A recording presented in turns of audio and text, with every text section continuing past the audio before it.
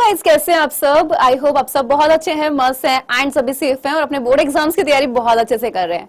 तो चलिए स्टार्ट करते हैं आज की क्लास को। एंड स्टार्ट करने से पहले एक बार प्लीज क्लास को शेयर कर दें अपने सारे ग्रुप्स में जो भी आपके बने हुए हैं, चाहे व्हाट्सएप हो, इंस्टा हो, टेलीग्राम हो या फिर हो फेसबुक। ठीक है, यानी कि जिस भी सोशल मीडिया पर आपने ग्रुप बनाए हैं, क्योंकि बहुत सारे बच्चे बोलते हैं कि मैम क्लास नहीं मिली है ना, क्या मैम ये चैप्टर स्टार्ट भी हो गया, उनको पता नहीं होता है। तो आप शेयर कर दे तो उनको काफी हेल्प हो जाती है। चलिए एक बार जल्दी से आ जाएं, फटाफट से क्लास को शेयर कर दें। स्टार्ट करेंगे, बहुत ही इंपॉर्टेंट चैप्टर। ठीक है, 2 मिनट वेट करेंगे ताकि सब जल्दी से आ जाएं एंड हम अपनी क्लास को स्टार्ट कर पाएं। चलिए जल्दी से एक बार फटाफट से आ जाइए।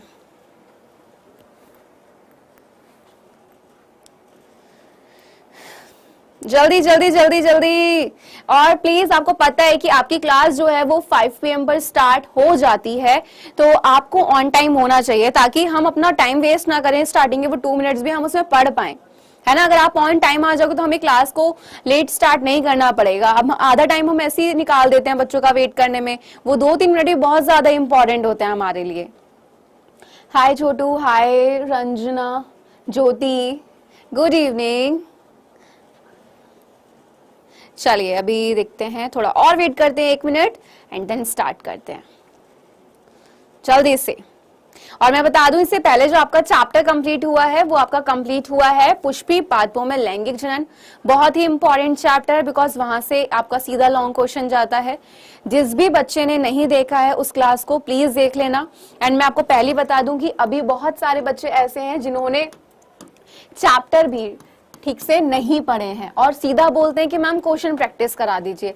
बच्चा, क्वेश्चन प्रैक्टिस तो मुझे करानी ही है एंड मैं कराऊंगी भी क्वेश्चन प्रैक्टिस, लेकिन उससे पहले जरूरी हो जाता है कि आप अपने जितने भी चैप्टर हैं उनके जो टॉपिक हैं उनको बहुत अच्छे से पढ़ पाएं। अगर आप टॉपिक को बहुत अच्छे से पढ़ोगे तभी आप क्वेश्चन के आंसर दे पाओगे। याद रखिएगा, सिर्फ क्वेश्चन प्रैक्टिस से ही आप अपना एग्जाम में अच्छे मार्क्स नहीं ला सकते।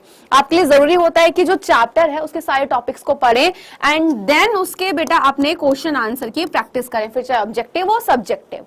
याद रखिएगा, अगर आपका टॉपिक बहुत अच्छे से आपको आता है देन ही आपको क्या करना है, क्वेश्चन प्रैक्टिस करना है। एंड जब आपके सारे चैप्टर्स में एक बार आपको रिवाइज करा दूंगी 1 शॉट की फॉर्म में, बिकॉज चैप्टर बहुत बड़े हैं, आपको भी पता है, और एक क्लास में हम एक पूरे चैप्टर को कवर नहीं कर पाते हैं, इसलिए मैं पार्ट 1 एंड पार्ट 2 में करा रही हूँ। जो छोटा होगा उसको एक लेक्चर में भी कवर करवा दूंगी। तो आपको देखो कितना अच्छा मौका मिला, आपको कोई 10-10 लेक्चर नहीं देखना है, सिर्फ एक ही लेक्चर देखना है और आपका अच्छे से चैप्टर क्लियर होता हुआ चल रहा है ना।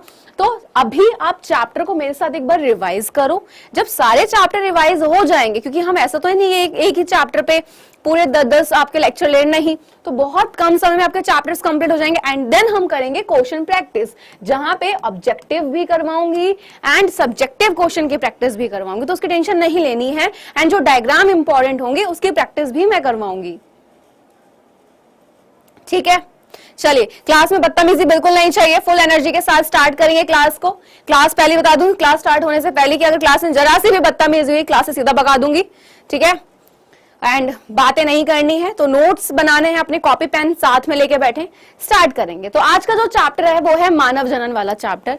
सबसे पहले जरूरी हो जाता है कि मैम यहाँ पे जो टॉपिक है कौन कौन से टॉपिक आते हैं, तो एक सीरीज में जाना बहुत ज्यादा जरूरी है। तो यहाँ पे मानव जनन जो चैप्टर है इसमें सबसे पहले आप जानते हैं कि पुरुष जनन तंत्र क्या होता है। साथ साथ टाइम दूंगी नोट डाउन करने का, तो आप इजीली इनको नोट डाउन भी कर सकते हैं। तो जितने भी आपके सामने टॉपिक्स हैं आप इनको क्या कर सकते हो, नोट डाउन कर सकते हो। ठीक है, क्लियर। तो पुरुष जनन तंत्र यानी कि जिसको हम नर जनन तंत्र भी कह देते हैं, स्त्री यानी कि मादा जनन तंत्र, युग्मक जनन। युग्मक जनन आपको याद हो, जब हमने जीवों में जनन चैप्टर पढ़ा था उस दौरान एक टॉपिक आया था युग्मक जनन, तो हमने वहां पे बहुत थोड़ा सा पढ़ा था कि क्या होता है युग्मक जनन, कि सिर्फ युग्मकों का बनना युग्मक जनन होता है। लेकिन कैसे बन रहे हैं, अभी हम यहाँ पे मनुष्य की बात करें तो हमें जानना होगा शुक्राणु की संरचना क्या होती है, कैसे वो बने हैं, अंडाणु क्या है, ये सब आप यहाँ पे पढ़ेंगे।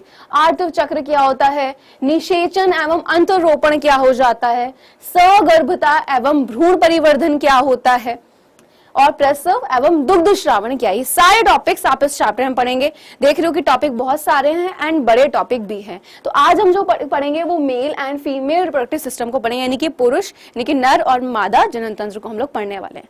ठीक है, सबसे पहले यहाँ पे बात करते हैं किसकी, मानव जनन की। अच्छा, मानव मतलब सिंपल सी बात है भाई, यानी कि आप कह सकते हो मानव क्या होता है भाई, आप मानव को नॉर्मली मनुष्य कहते हैं, है ना। तो मुझे ये बताइए कि जो मनुष्य होते हैं, कि जो मानव होते हैं, इनमें कौन सा जनन पाया जाता है? क्या यहाँ पे लैंगिक जनन पाया जा रहा है या अलैंगिक पाया जा रहा है? सबसे पहला पॉइंट ये बताओ। बताओ यार, सिंपल सा क्वेश्चन है, 9th क्लास का बच्चा आंसर, 2 चैप्टर तुम पढ़ के आ चुके हो, है ना। ये करते करते अब तो तुम्हें क्लियर होना चाहिए। बताइए फटाफट से, जल्दी से।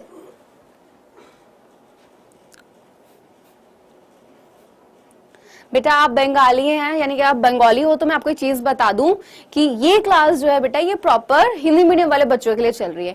अगर आपको इंग्लिश में पढ़ना है, प्रॉपर इंग्लिश लैंग्वेज में, ऐप पे आपको क्लासेस मिल जाएंगी। आप डाउटनेट ऐप को इंस्टॉल करके वहां पे अपनी क्लासेस देख सकते हो, ठीक है। ये बैच फिलहाल हिंदी मीडियम के बच्चों के लिए है। तो आप किसी भी स्टेट बोर्ड के हो, आप यूपी, एमपी, छत्तीसगढ़ और हिंदी मीडियम के स्टूडेंट हैं, तो बिल्कुल आप पढ़ सकते हो। Very good. कौन सा है भाई यहाँ पे? अगर हम बात करें लैंगिक जनन, है ना।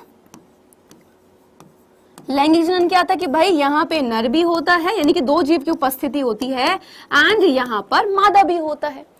नर में होता है क्या? मनुष्य के बाद नर में नर युग्मक कौन सा है? आपका शुक्राणु है। और शुक्राणु किस में बन रहे हैं? नर में बन रहे हैं। जबकि मादा में मादा युग्मक होता है अंडाणु, और अंडाणु क्या होता है? मादा युग्मक होता है। क्लियर है? क्या होते हैं आपके? मादा युग्मक हो जाता है। तो यहाँ पर ये शुक्राणु आखिर नर में कैसे बन रहे हैं, ठीक है, ये अंडाणु कैसे बन रहे हैं, तो यहीं पे हम पढ़ेंगे नर और मादा को, जिसमें हम स्टार्ट करेंगे पुरुष जनन तंत्र, जिसको हम नर जनन तंत्र भी कह देते हैं। अगर एग्जाम में सीधा आता है लॉन्ग क्वेश्चन, तो आपको कर आना है, डायग्राम के साथ बनाकर आना है। लेकिन अगर आपने डायग्राम, उन्होंने बोला कि डायग्राम बनाना है, तो आपको बनाना होगा। एंड अगर उन्होंने बोला है कि डायग्राम की, यानी कि चित्र की आवश्यकता नहीं है, तो आप नहीं बनाएंगे, तो आपको कोई नंबर नहीं कटेगा, ठीक है। चलिए, थैंक यू गौतम। स्टार्ट करें। देखो इतना टाइम तुम्हें देती हूँ कि तुम नोट डाउन भी इजीली कर लो एंड तुम अच्छे से समझ भी लो, है ना। कोई हम भाग नहीं रहे करने को, तो बेटा एक ही लेक्चर में फटाफट करके बेटा ये डेफिनेशन होते हैं। यहाँ पे मैं आपको सारे लिखे हुए पॉइंट्स प्रोवाइड कर दूं, बोल दूं इनको लिख लो, ये चीजें होती हैं, तो उसका कुछ फायदा नहीं है। मैं खुद से आपको पॉइंट्स लिख के समझाती हूँ, कि पॉइंट को एंड में बोलती हूँ इनको नोट डाउन करो, टाइम भी देती हूँ, और अच्छे से आपको जो वन शॉट होते हैं उनमें आपको नोट्स भी इजिली मिल जाते हैं, उनको समझ भी आ जाता है, ठीक है। और रटना नहीं है, काफी बच्चे रटते हैं, तो प्लीज रटना नहीं है, ठीक। चलिए, पुरुष जनन तंत्र सबसे पहले यहाँ पे। अच्छा, मैं आपसे पूछ रही हूँ कि यहाँ पे किस किस को पता है कि प्राथमिक जननांग क्या होता है, सहायक जननांग क्या होते हैं? अच्छा बताइए, प्राथमिक जननांग क्या है? हाँ जी, लॉन्ग में ही आता है बेटा, और प्लस ऑब्जेक्टिव क्वेश्चंस भी यहीं से निकल जाते हैं। याद रखना, अगर तुमने लॉन्ग तैयार कर लिए ना, तो आपके जितने भी जो शॉर्ट होते हैं वो सब आपके ऑब्जेक्टिव यहीं से निकल जाते हैं। Thank you Sachin, thank you so much, thank you nature. चलिए जल्दी से बताइए क्या होता है प्राथमिक जननांग क्या है? प्लीज नोट्स को साथ साथ बनाएं, जिन्होंने अब तक नोट्स नहीं बनाए हैं एंड अभी थोड़ा सीरियस हो पढ़ने के लिए, तो सच में सीरियस हो जाओ बेटा। 12th का एग्जाम दे रहे हो, कोई आप 6th 7th 8th का एग्जाम देने नहीं जा रहे हो, है ना। बोर्ड का एग्जाम है, पूरे साल की मेहनत होती है, पैसा लगता है, टाइम सबसे बड़ा जो है वो आपका वेस्ट ना हो जाए। अच्छे मार्क्स लाना बहुत जरूरी है, बिकॉज 12th की परसेंटेज हर कोई पूछेगा। जब आप इंटरव्यू देने जाएंगे तब भी, आप कोई गवर्नमेंट एग्जाम का फॉर्म भरेंगे तब भी वहां पे परसेंटेज आती है। कई सारे जो आपकी वैकेंसीज निकलती है वो पूछते हैं कि परसेंटेज कितनी है, एंड आपकी परसेंटेज उतनी नहीं होती है तो फिर आप रिजेक्ट हो जाते हो, आप फॉर्म ही फिल नहीं कर सकते हो। तो ध्यान रखना, परसेंटेज 12th की जो है वो मैटर करती है। बताइए भाई, यहाँ पे प्राथमिक जननांग की अगर हम बात करें, वो करी गई है, तो क्या होता है प्राथमिक जननांग? बताइए। वेरी गुड अनुराग, और बच्चे वेरी गुड, सबको पता है क्या होते हैं? वृषण होते हैं, ठीक। जैसे पॉइंट्स लिख रहे हैं वैसे लिखते चलना, सिंपल तरीके से। नेक्स्ट आपका क्या है भाई यहाँ पे? सहायक जननांग। इसमें कौन कौन आता है बताइए?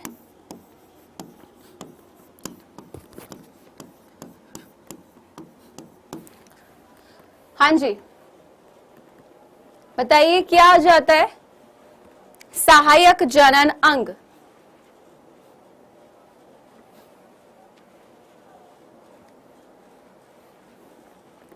अभी मैं यहाँ पे डीएनए आरएनए पढ़ा रही हूँ, गगनदीप, डीएनए आरएनए पढ़ा रही हूँ। जब मैंने आपसे बोला है कि जो चीज जहां पर होगी हम उसको वहां पर पढ़ेंगे।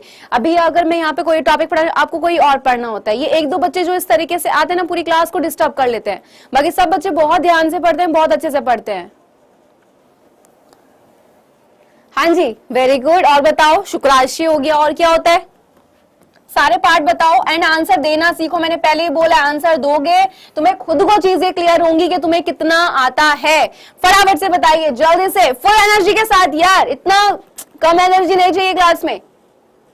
और बताओ शुक्राशय हो गया, नेक्स्ट क्या हो गया?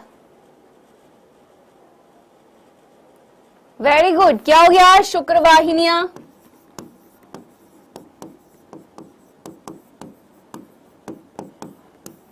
क्लियर। नेक्स्ट आपका एपिडिडाइमिस हो गया, शिशिन हो गया, वो सब किस में आते हैं? आपके इसी में आ जाते हैं। क्लियर, ये सब किस में आते हैं? सहायक जनन अंग में। और सहायक जनन ग्रंथियां कौन सी होंगी? प्रोस्टेट हो गई आपकी, ठीक है, काउपर्स हो गया आपका, ये सारी की सारी जो ग्रंथियां हैं वो इसी में आ जाती हैं। क्लियर। तो ये जो है सबसे पहले हम इसको पढ़ना स्टार्ट करते हैं, प्राथमिक जनन अंग को। तो ये है आपका पूरा का पूरा यहाँ पे क्या जो आपका डायग्राम है मेल रिप्रोडक्टिव सिस्टम का, ठीक है, यानी कि नर जनन तंत्र का।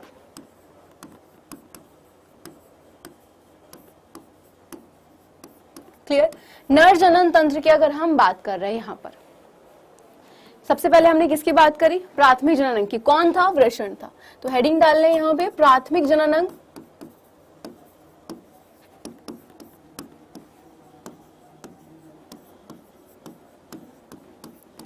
ठीक, जो कि क्या है हमारा भाई? वृषण है। इसके बारे में अब हम पढ़ेंगे।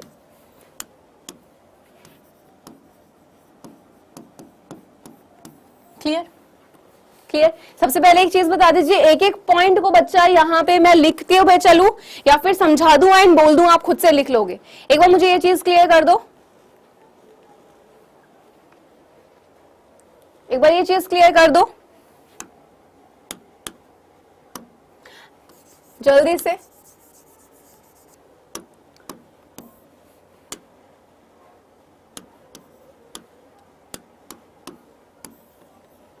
जल्दी से, फटाफट से।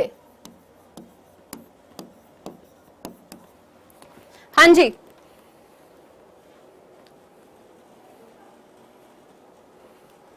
समझ के लिखते हुए चले या फिर सिर्फ लाइन बोल दूं आपको? लिखकर समझाऊं? ठीक है।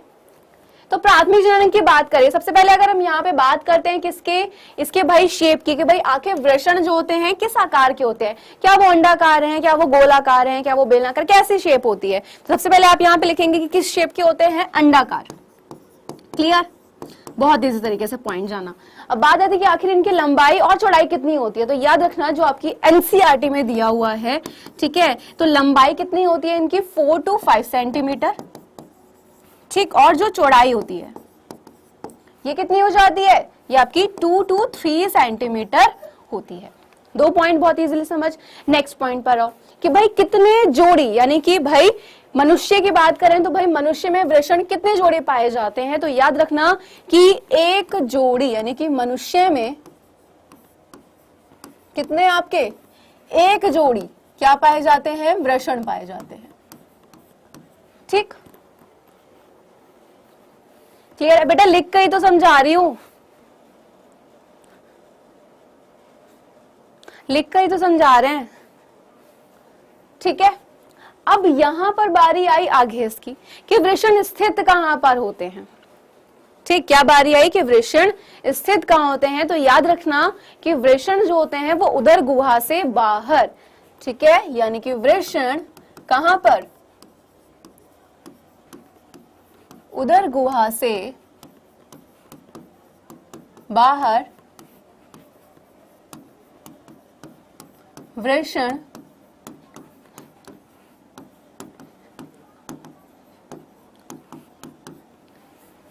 कोश में स्थित होते हैं। क्लियर है? भानु, एक ही क्लास में तो पॉसिबल नहीं हो पाएगा, बिकॉज मैंने तुम्हें अभी स्टार्टिंग में बताया कि जो इसके टॉपिक्स हैं वो बहुत सारे हैं। नर और मादा जनन तंत्र के साथ साथ यहाँ पे बहुत सारी चीजें पढ़ने, युग्मक जनन, निषेचन, अंतरारोपण, ठीक है, बहुत सारे टॉपिक्स हैं जो एक क्लास में पॉसिबल नहीं है। अगर अच्छे से पढ़ना है तो एटलीस्ट हम 2 लेक्चर लेके चल रहे हैं ताकि हम अच्छे से पढ़ पाए। ठीक, कहां बोला हमने कि भाई वृषण कहां स्थित है बेटा? जो वृषण होते हैं वो उदर गुहा से बाहर किसमें? वृषण कोश में स्थित होते हैं, या कह सकते हैं पाए जाते हैं। क्यों पाए जाते हैं? बताओ क्यों पाए जाते हैं? किसी को आइडिया? हाँ जी बताइए।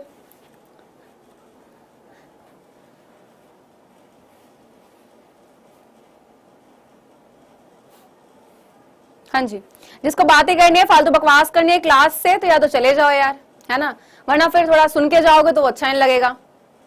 और सो अपने सोचोगे, बड़ी टशन दिखाओगे, हंसोगे, यार बड़ा अच्छा हुआ, उसमें कोई इज्जत नहीं होती बेटा तुम्हारी फिर। हाँ जी बताइए। टेम्परेचर हम बोल रहे हैं कि भाई वृषण कोश में स्थित होते हैं, क्यों? क्योंकि याद रखना कि शुक्राणुओं के निर्माण के लिए, शुक्राणु क्या है? जो कि नर युग्मक होता है, तो शुक्राणुओं के निर्माण के लिए किसके ताप से? शरीर के ताप से कम ताप की क्या होती है? कम ताप की आवश्यकता होती है। क्लियर है? क्लियर है? ठीक, तो वृषण कोश में यानी कि भाई वृषण के तापमान को किससे भाई, यानी कि हमारा जो नॉर्मल शरीर का जो तापमान होता है उससे शरीर के तापमान से कम ताप की आवश्यकता होती है।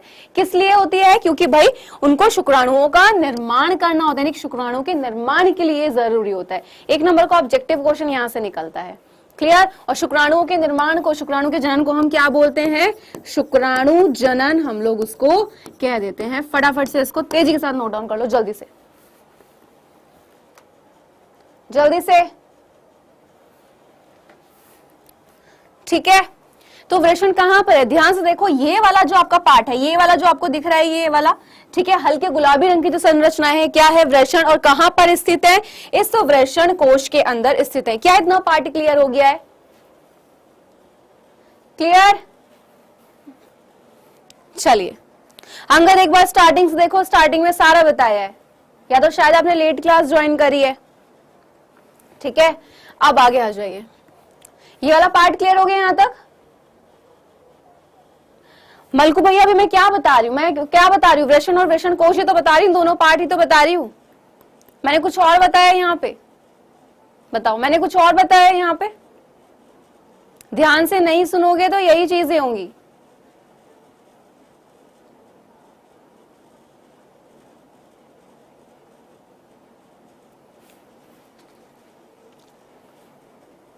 चलो भाई, तुम सुधरोगे नहीं, जितने एक दो है ना बकवास करते ही रहोगे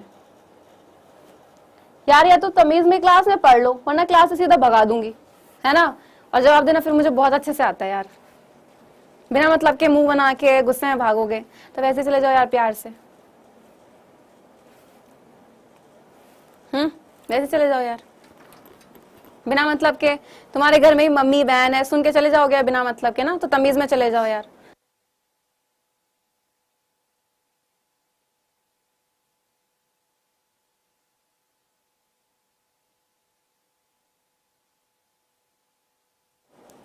है ना, तमीज में पढ़ लो यार। और नहीं पढ़ना है तो फिर घर बैठो अपने जैसे बैठे हो, बिना क्यों माँ बाप का पैसा बर्बाद कर रहे हो? नहीं पढ़ना तो क्यों बर्बाद कर रहे हो उनका पैसा? ज्यादा पैसा है, बहुत अमीर हो, हैं इतने अमीर हो तो फिर आगे पता लग जाएगा तुम्हें क्या होता है। जब तुम चार आदमियों के बीच बैठ नहीं पाओगे ना, कि चार तो पढ़े लिखे हैं और तुम अनपढ़, फिर पता लग जाएगा, है ना। आई समझ? और बेटा एक चीज बोलूं, घर में मम्मी बहन है, थोड़ा तमीज में रह लो।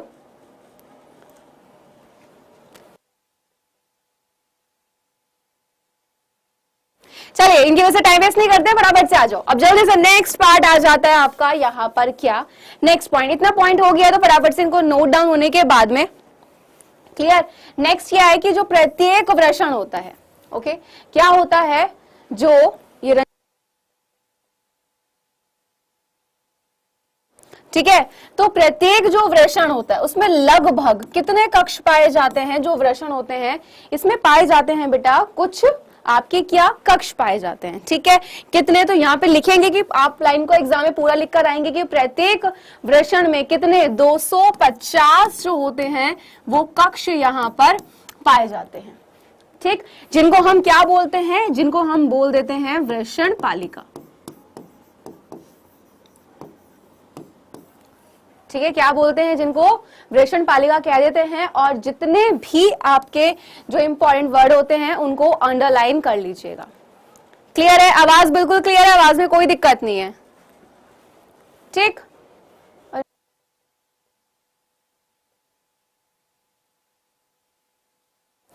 ओके चलिए, अब याद रखना जो पॉइंट हम जैसे पढ़ेंगे एक सीरीज में बस हमारा चलता जाएगा। हमने सबसे पहले स्टार्ट कहां से पढ़ा, यहां से पढ़ना स्टार्ट करा कि प्राथमिक जननांग क्या है, वृषण। हमने देखा कि भाई इसकी शेप कैसी है, लंबाई और चौड़ाई क्या है। फिर हम आगे बढ़े और यहाँ पे क्या आया कि भाई एक जोड़ी होते हैं। हमने देखा ये स्थित कहाँ होते हैं, भाई वृषण कोश में होते हैं। और वृषण कोश जो होते हैं वहां पे क्यों, यानी कि क्यों स्थित है उदर गुहा के बाहर, क्योंकि भाई शुक्राणुओं के जनन के लिए, यानी कि उनके निर्माण के लिए, जिसको हम बोलते हैं शुक्राणु जनन, क्या होता है, शरीर के ताप से कम ताप की क्या होती है, आवश्यकता होती है। फिर हम इसमें और आगे बढ़े, हमने जाना कि जो वृषण होते हैं उसमें कितने 250 कक्ष पाए जाते हैं, जिनको हम बोल देते हैं वृषण पालिका। क्लियर। और यहाँ पे ये जो वृषण पालिका है, यानी कि प्रत्येक वृषण पालिका, ये हमने ये नहीं बोले किसी एक पर्टिकुलर में, हम बोल रहे हैं कि प्रत्येक वृषण पालिका के अंदर क्या होता है, 1 से लेकर 3 तक। ठीक है, यानी कि यहाँ पे क्या होती है आपकी कुछ हम कह सकते हैं, यानी कि यहाँ पे एक कुंडलित, यानी कि एक गोलाकार आप कह सकते हो, जो शुक्रजनक नलिका, ठीक है, वो यहाँ पर क्या होती है, पाई जाती है। 1 से 3 क्या होती है, शुक्रजनक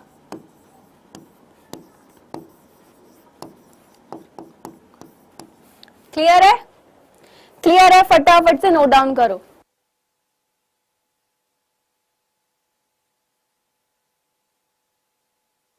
क्लियर है, ठीक है। तो क्या बोला कि भाई कितने यहाँ पे कक्ष हैं, 250। वो 250 कक्ष को हमने क्या बोला, वृषण पालिका। प्रत्येक आपका जो वृषण पालिका है उसके अंदर क्या है, 1 से 3 तक क्या होती है, एक कुंडलित यानी कि शुक्रजनक नलिकाएं होती हैं, जिनमें क्या होते हैं, जिनमें शुक्राणु पैदा किए जाते हैं। क्या होते हैं, जिनमें शुक्राणु पैदा किए जाते हैं। क्लियर, यहां पे हो गया, यहां तक क्लियर, बढ़िया तरीके से क्लियर। अब याद रखना यहाँ पे एक और डायग्राम आपका आएगा, ठीक है, एंड वो डायग्राम होगा आपका ये वाला।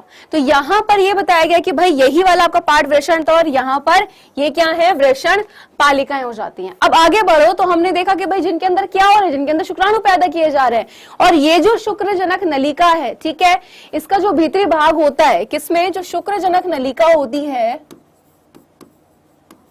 ठीक है, कौन सी, जो शुक्रजनक नलिका है, क्लियर, इसका जो भीतरी भाग है,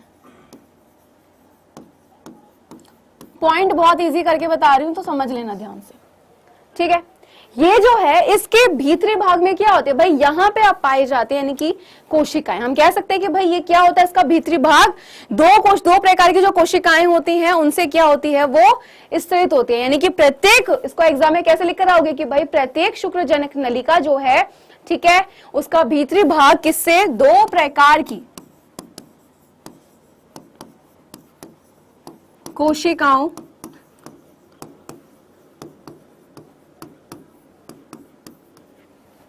क्लियर, इनसे क्या होता है, स्थित होता है। अब बात है इन 2 प्रकार की जो कोशिकाएं हैं, इनका आखिर नाम क्या क्या है। क्लियर, नंबर 1 आपने सुना होगा बहुत अच्छे से। देखो एक चीज बता दूं, अप्रैल से आप लोग की क्लासेस चल रही थी, बहुत सारी ऐप पर भी चल रही थी। जिन बच्चों ने स्टार्टिंग से पढ़ा है बहुत सही, लेकिन जिन्होंने नहीं पढ़ा है तो वो ध्यान से सुन लो, जिनको लग रहा है कि भाई इंपॉर्टेंट नहीं है, एग्जाम के लिए बहुत ज्यादा इंपॉर्टेंट है, ठीक है। इसलिए आप लोगों के लिए 1 शॉट रिवीजन क्लासेस स्टार्ट करें, ताकि भाई जिन बच्चों ने अभी तक नहीं पढ़ा है वो पढ़ ले, एंड जिन्होंने पढ़ लिया उनका रिवीजन हो जाए। तो ध्यान से पढ़ लो, वरना फिर बाद में रहोगे मैम क्लास क्यों नहीं चल रही, ठीक है। चलो, अब बात है कि ये जो 2 प्रकार की कोशिकाएं, इनको हम कहते क्या हैं, तो याद रखना इनको हम कह देते हैं क्या, नंबर 1 जो है, एक होती है आपकी कौन सी, नर जर्म कोशिकाएं, ठीक है।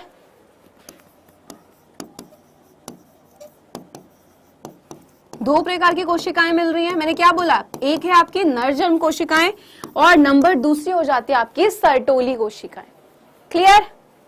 क्लियर है? लिख लो फटाफट से नाम।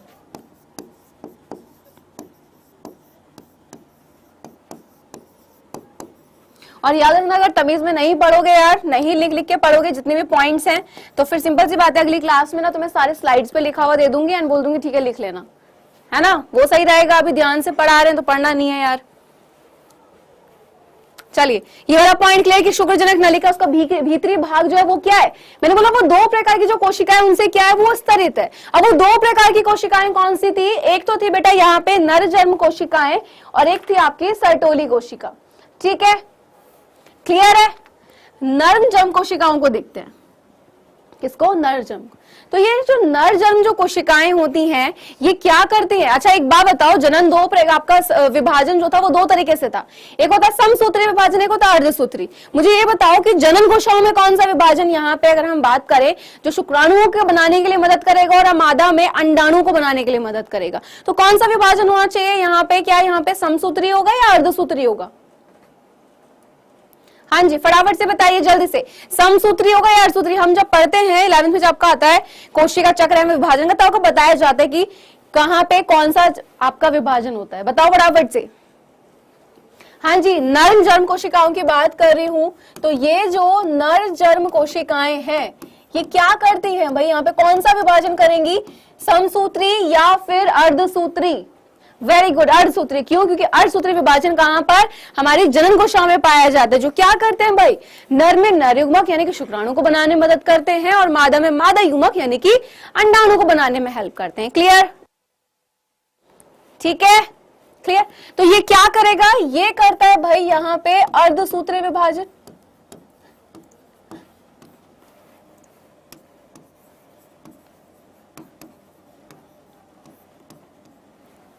ठीक, क्या करेगा? अर्धसूत्री विभाजन। जो क्या करते हैं कि नर जन्म कोशिकाएं किसके सहायता से? आपका अर्धसूत्री जो विभाजन है, ठीक है, यहाँ पे इससे करके क्या करेगा? शुक्राणुओं के निर्माण में मदद करते हैं, यानी कि शुक्राणुओं का क्या करते हैं? निर्माण करते हैं। क्लियर? जबकि ये जो दूसरी वाली है, ये जो सर्टोली कोशिकाएं, ये क्वेश्चन एग्जाम में आता है कि सर्टोली जो कोशिकाएं होती हैं उनका काम क्या होता है। तो याद रखना, सर्टोली कोशिकाएं जो होती हैं, क्लियर है? कौन सी वाली? जो सर्टोली कोशिकाएं हैं,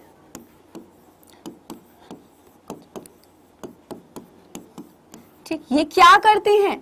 जो आपकी जर्म कोशिकाएं हैं, ठीक है, कौन सी वाली? यही वाली जो जर्म कोशिकाएं हैं, इनको क्या करेगी? इनको पोषण प्रदान करेगी, यानी कि आपका नर जर्म कोशिकाओं को पोषण प्रदान करती है। क्लियर यहां तक पॉइंट? ठीक है, क्लियर? ये वाला पार्ट जो है यहाँ पे ये इंपॉर्टेंट है, यहां से क्वेश्चन निकलता है ऑब्जेक्टिव। क्लियर? फटाफट से नोट डाउन करो जल्दी से तेजी के साथ। अभी के लिए फिलहाल जितना आपका पॉइंट टू पॉइंट चल रहा है कि किसके सामने क्या लिखा है, किसका क्या काम है, उतना लिखते हुए चलना है तुम लोगों को। ठीक है, अगर पूरा कंप्लीट डिटेल में नोट्स बनाए तो वो आप क्लास के बाद आना, बट एटलीस्ट फिलहाल पॉइंट्स को नोट डाउन कर चलो, क्लास के साथ कॉपी पेन लेकर बैठे करो ताकि कुछ रह ना जाए लिखने के लिए। ठीक है, चलो आगे बढ़े। यहाँ पर अब डायग्राम मैंने आपको दिखाया ही था अभी। ओके, आगे आ जाइए। नेक्स्ट, आगे क्या बारी आई? अब जो शुक्रजनक जो नलिकाएं थी उनके बाहरी क्षेत्र को हम लोग क्या बोलते हैं? किसका? जो शुक्रजनक नलिकाएं हैं,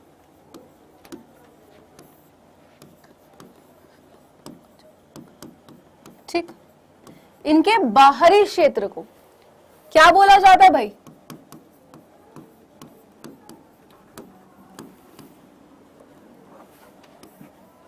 क्या बोलते हैं? सिंपल, अंतराली अवकाश।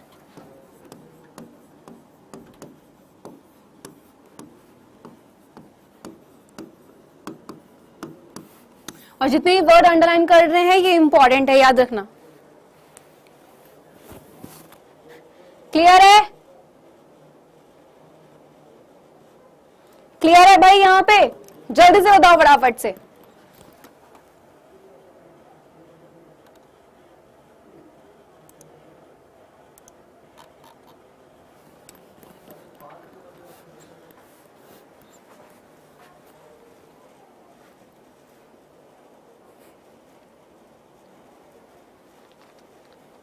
यहां तक किसी का कोई सवाल, कुछ ऐसी जो लग रहा है कि क्लियर नहीं हुई है? सब कुछ क्लियर? चलो, अब हमने क्या बोला कि शुक्रजनक जो नलिकाएं, अभी हम किसकी बात करते हैं? भीतरी स्तर की क्या मिल रही थी? कोशिकाएं मिल रही थी, दो तरीके की मिल रही थी। अब यहाँ पे जो बात आई कि बाहरी क्षेत्र को क्या बोला? अंतराली अवकाश, और इसमें क्या मिलती है? यहाँ पर आपकी पाई जाती हैं रुधिरवाहिकाएं, ठीक है, और अंतराली कोशिकाएं या लीडिंग कोशिकाएं। तो फटाफट से क्या मिलती है भाई यहाँ पे? जो आपका यानी कि इस जगह पर क्या मिलती है? रुधिरवाहिकाएं,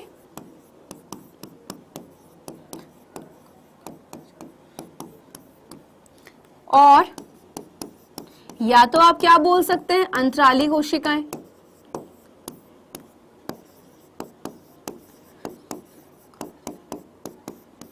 या लीडिंग कोशिकाएं।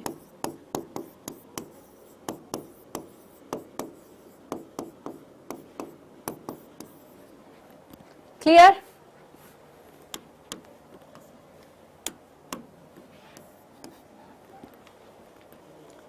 क्लियर है? अब याद रखना कि ये जो लीडिंग कोशिकाएं हैं आपकी, ठीक है, क्या बोला कि ये जो लीडिंग कोशिकाएं, आपने एक हार्मोन सुना होगा एंड्रोजन, जो कि किसके नाम से? नर हार्मोन के नाम से जाना जाता है। तो ये जो आपकी लीडिंग कोशिकाएं होती है, इसका ध्यान सुन लो, एक बच्चे का क्वेश्चन भी आ रहा था लीडिंग कोशिकाओं के लिए, तो आई होप आपका क्लियर हो गया है क्वेश्चन। ठीक, तो लीडिंग कोशिकाएं जो है ये, यहां पर मैंने बोला आपने एक हार्मोन का नाम सुना होगा जिसको हम बोलते हैं एंड्रोजन। एंड्रोजन क्या है? नर हार्मोन एक तरीके से, ठीक है। ये जो है आपका क्या होता है? जो वृषण होते हैं, यानी कि लीडिंग कोशिकाएं जो है वो किसमें, यानी कि एंड्रोजन नामक जो आपका, आप कह सकते हो भाई वृषण हार्मोन, ठीक है, क्या करता है? इसको संश्लेषित करता है। संश्लेषण का मतलब हो जाता है, संश्लेषित का मतलब बनाना एक तरीके से, ठीक है, तो बनाता है और श्रावित करता है। तो लिख लीजिए कि लीडिंग कोशिकाएं आपका जो यानी कि जो एंड्रोजन, इसको हम पुंजन भी कह देते हैं, ठीक है, बट नॉर्मली ज्यादातर बच्चे इसको एंड्रोजन के नाम से ही जानते हैं, ठीक है। इस यानी कि इसको हम, ये क्या है आपका? एक वृषण हार्मोन है,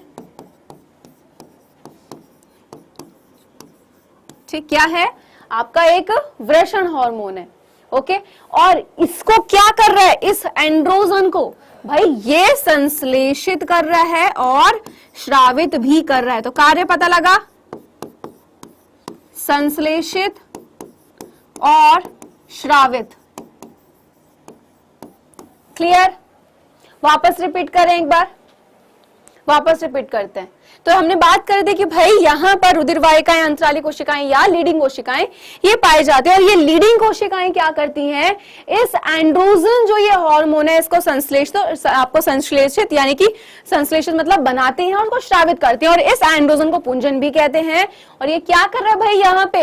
इसको हम क्या बोलते हैं? क्या है ये? वृषण हार्मोन हो जाता है। फटाफट से गाइस को नोट डाउन कर लो जल्दी,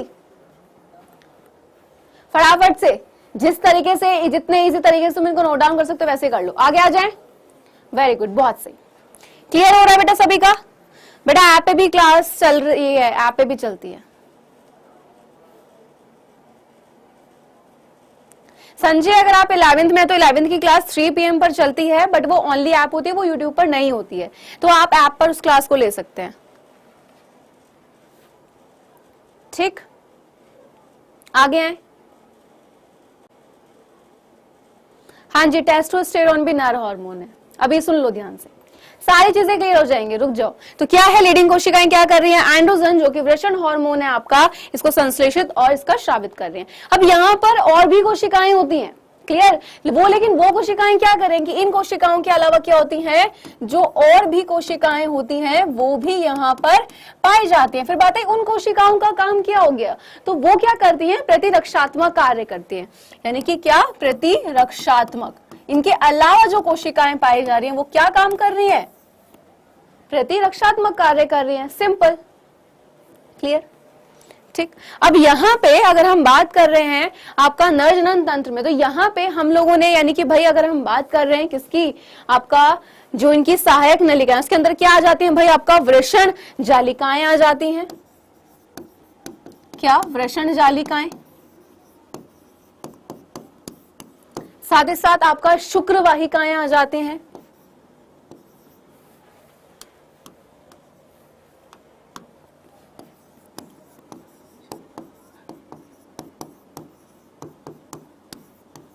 क्लियर। प्लस अधिवृषण जो होता है वो भी यहीं पे आता है,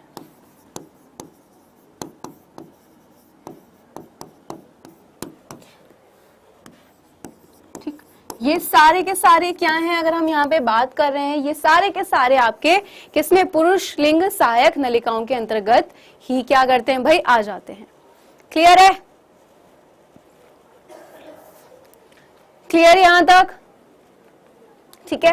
सारे नामों को आप डायग्राम में देख सकते हैं। ये वाला है आपका शुक्रवाहिका, आपके वृषण जालिका और आपके अधिवृषण। अब हम जो बढ़ेंगे आगे की तरफ बढ़ेंगे शुक्राशय इन ग्रंथियों की तरफ।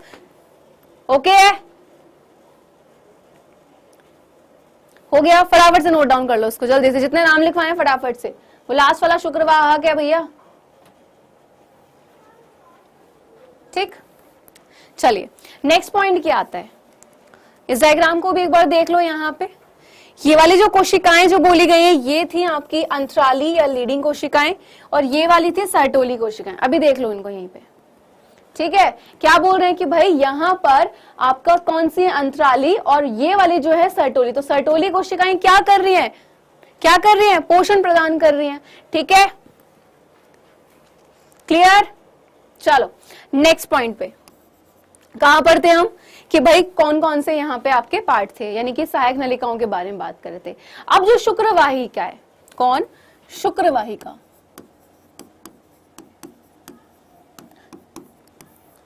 ठीक। ये क्या होती है भाई, ये आपकी वृषण से, जहां पे शुक्राणु बन रहे थे, ठीक है। तो वृषण से चलकर कहां पर, यानी कि शुक्रवाहिका जो वृषण है, ठीक, यहां से चलकर कहां पर खुलेगी, वो अधिवृषण में खुलती है।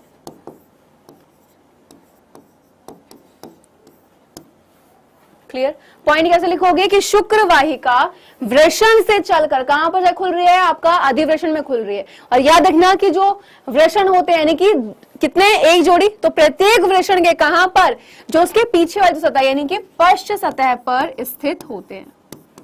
पश्च मतलब पीछे,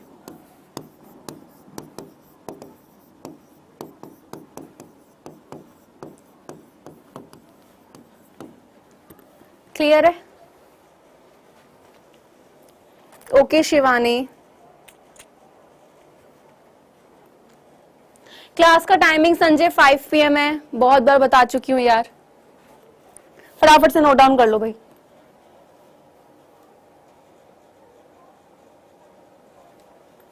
ठीक है, अब आगे आ जाए। तो शुक्रवाहिका से वृषण से चलकर कहां खुल रही है भाई, अधिवृषण में खुलती है। और ये कहां स्थित होते हैं आपका, यानी कि किसके, वृषण के पश्च सतह पर स्थित होते हैं। अब ये जो अधिवृषण है ये कहां पर, ये बढ़ेंगे शुक्रवाहक की ओर। किधर, शुक्रवाहक। अगर आपके पास बुक है तो आप इस डायग्राम को खोल के बैठ जाओ एक बार, एंड जो जो पॉइंट हम देखते जा रहे हैं बस आपको वही पॉइंट देखना है। अगर आपके पास बुक है तो इस डायग्राम को अपने खोल के बैठ जाओ, एंड क्या करना है आपको, एक एक पार्ट जो भी है आपका उसको क्लिक करते हुए, यानी कि जैसे फॉर एग्जाम्पल मैंने पूरा वृषण पर लिखा है तो आप डायग्राम में देखो कहां पर लिखा हो, तो एक एक जितना पार्ट में बता रही है वो सब कुछ क्लियर होता चला जाएगा। अगर बुक नहीं है तो सिंपल सा यहाँ पे देख लो, ठीक है। अब हमने क्या बोला कि भाई जो शुक्रवाहक है कहां गया, ये रहा यहाँ पे। अब ये जो है कि अधिवृषण कहां पे, शुक्रवाहक की ओर बढ़ते हुए कहां जाते हैं, उधर में ऊपर की ओर। और शुक्रवाहक कहां है हमारा, ये रहा, ठीक है। कहां जा रहे हैं भाई, ऊपर की ओर। क्लियर, तो नेक्स्ट पॉइंट आपका यही बन जाता है, क्या बन जाता है कि यह है अधिवृषण से कहां पे, शुक्रवाहक की ओर क्या होते हैं, बढ़ते हैं। यानी कि बढ़ते हुए क्या करते हैं भाई, बढ़ते यानी कि शुक्रवाहक की ओर, ठीक है, ऊपर की ओर बढ़ते हुए क्या करेंगे,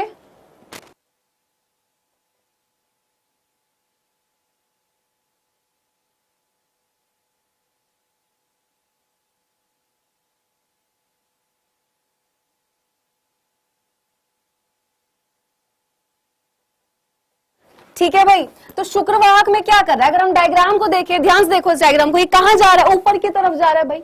और ऊपर की तरफ अगर ये जा रहा है तो यहाँ पे क्या कर रहा है, ये इधर की तरफ देखो एक लूप सा बना रहा है इधर की तरफ, ये ऊपर की तरफ आया और क्या कर दिया, यहाँ पे इस तरफ एक लूप सा बन रहा है। देखो ये तो इधर सी तरफ मुड़ गई और यहाँ पे इसके पीछे की तरफ, तो कहा कि ये अधिवृषण में, कहां से भाई, आपका अधिवृषण जो है यहां से यानी कि शुक्रवाहक की और ऊपर बढ़ेगा और ऊपर की ओर क्या कर जाती है और क्या करते हैं भाई वहां पे, यानी कि जो यूरिनरी जो ब्लैडर होता है यानी कि जो मूत्राशय होता है ऊपर की ओर लूप बना देगी। वापस समझाऊं, ध्यान से सुनो। अभी डायग्राम देख रहे थे, अब क्लियर हो गया। एक बार वापस डायग्राम को देख लो यहाँ पे कि ये जा रहा है शुक्रवाहक, ध्यान से, ये जा रहा है यहाँ पे शुक्रवाहक और ये रखा यहाँ पे यूरिनरी ब्लैडर, इस वाले पार्ट को बोल रहे हैं यूरिनरी ब्लैडर, और ये जा रही है इस तरीके से। ठीक, तो यहीं पर हमारा जो पॉइंट था वो क्या था, हमारा पॉइंट यही था कि भाई जो हमारे यानी कि ये क्या करता है, अधिवृषण यानी कि शुक्रवाहक की ओर बढ़ते हुए, ठीक है, ऊपर की ओर क्या करे, शुक्रवाहक की ओर बढ़ेगा और ऊपर की ओर जाएगी, और किसके साथ, यूरिनरी ब्लैडर, हिंदी में बोलते हैं इसको क्या, मूत्राशय। ठीक है, इसमें क्या करता है, इसमें ऊपर की ओर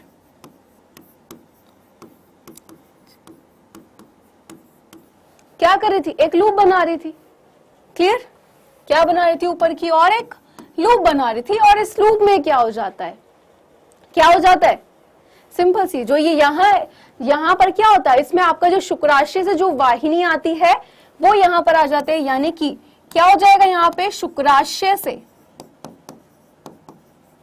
क्या हो जाती है, जो वाहिनी आती है, इस पॉइंट को लिख लेना कि शुक्राशय से क्या आती है, यहाँ पे वाहिनी आती है, और जो आपका यूरिथ्रा होता है यानी कि जो मूत्र मार्ग होता है, इसमें क्या होता है भाई, स्क्लीनिया वाहिनी जो होती है वो उस रूप में आकर यहाँ पर खुल जाती है। फटाफट से इसको नोट डाउन कर लो,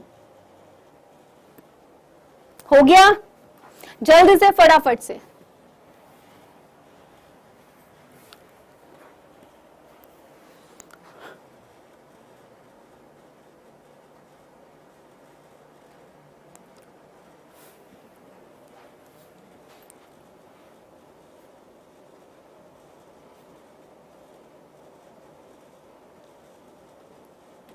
भाई आवाज आ रही है और कितना चल रहा है, आवाज तो बिल्कुल क्लियर है।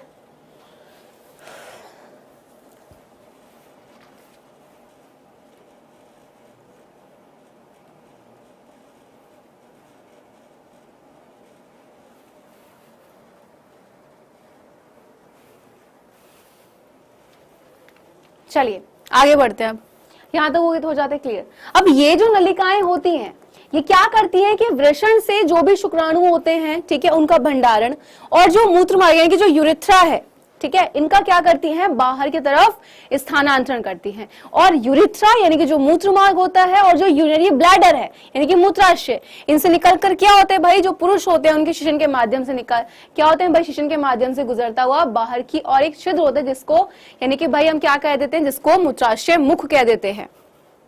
क्लियर है, क्लियर, कहां पर आपका यूरिनरी ब्लैडर भाई, ये रहा, ठीक, और मूत्र मार्ग कहां पर है, ये रहा, ये वाला जो इधर से पार्ट जा रहा है। क्लियर, डायग्राम में एक पॉइंट दिख रहा है, क्लियर है।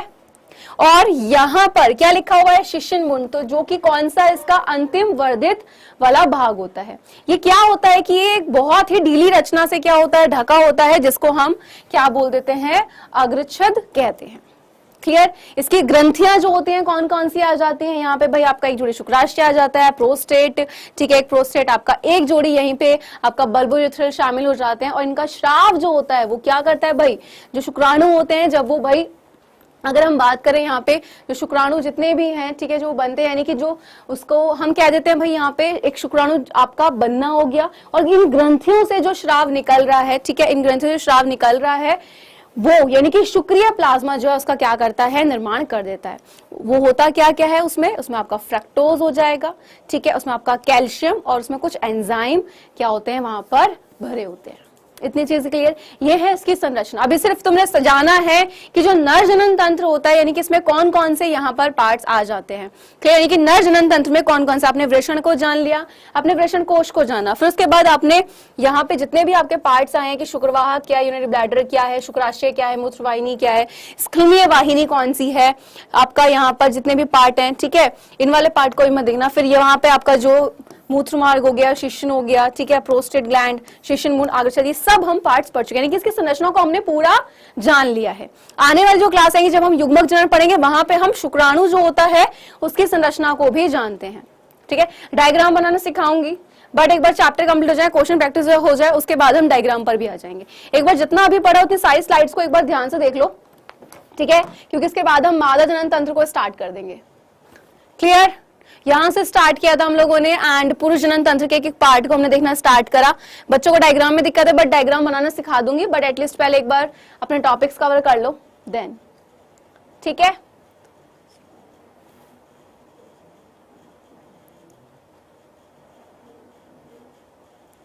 ये वाला पार्ट हो गया,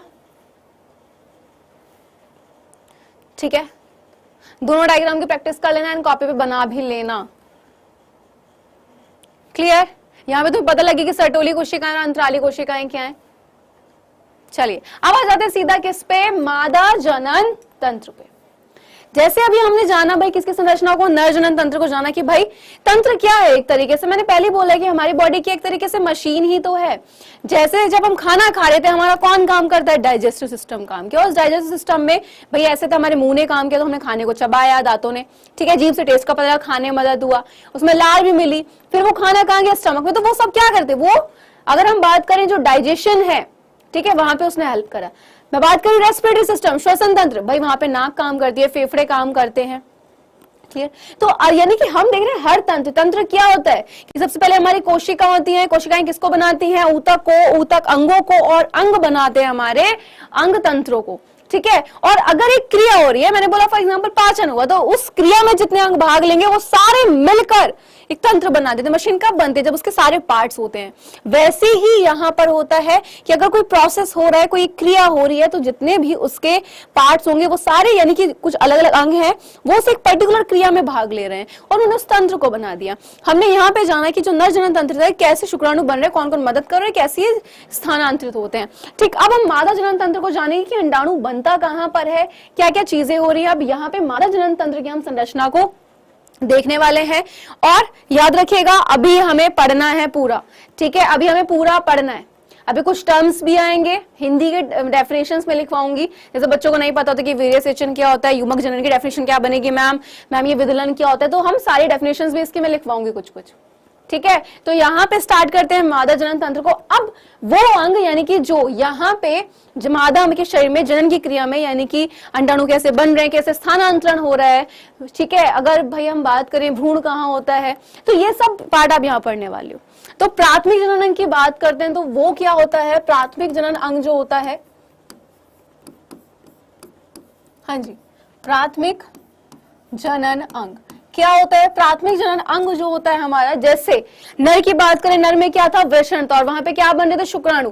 वैसे ही यहाँ पर आपका आ जाता है अंडाशय, और अंडाशय में क्या होता है आपका, कौन बनता है, अंडाणु बनते हैं। और अंडाणु क्या होते हैं, सिंपल सी बात, मादा युग्मक है, फीमेल गैमेट है।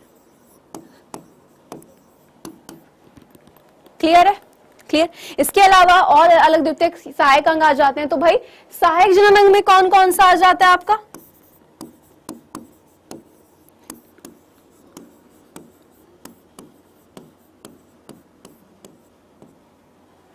ठीक है, सहायक जनन अंग जो है, तो ये जो है सहायक जनन अंग जो होते हैं, इसमें आपकी आ जाती है अंडवाहिनी। याद रखना कि अंडवाहिनियां जो होती हैं इसको हम डिंब वाहिनियां भी कह देते हैं, ठीक है।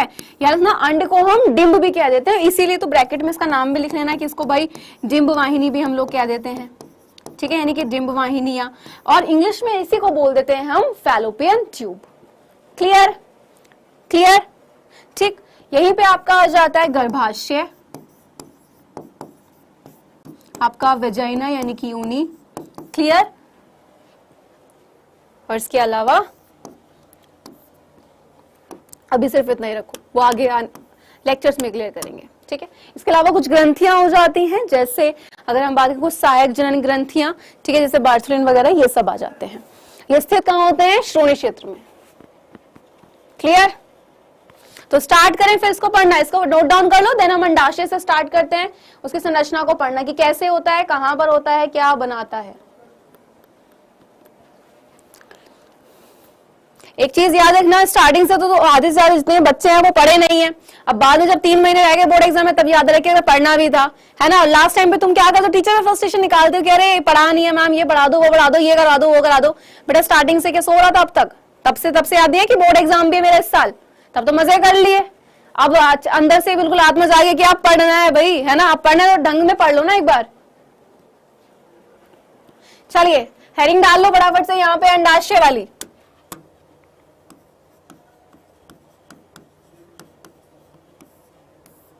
ठीक, अंडाशय की बात करते हैं। किसको बना रहा है भाई? सबसे पहली चीज तो याद रखना कि मादा युग्मक अंडाणु को बना रहा है, वापस लिख लो चाहे लिखना है तो। और साथ ही साथ आपने सुना है, जैसे हमने देखा वृषण हार्मोन कौन सा था? एंड्रोजन। वैसे ही यहाँ पे कई अंडाशय हार्मोन उत्पन्न क्या करता है? ये करता है। क्लियर? क्या करता है? अंडाशय हार्मोन उत्पन्न करता है।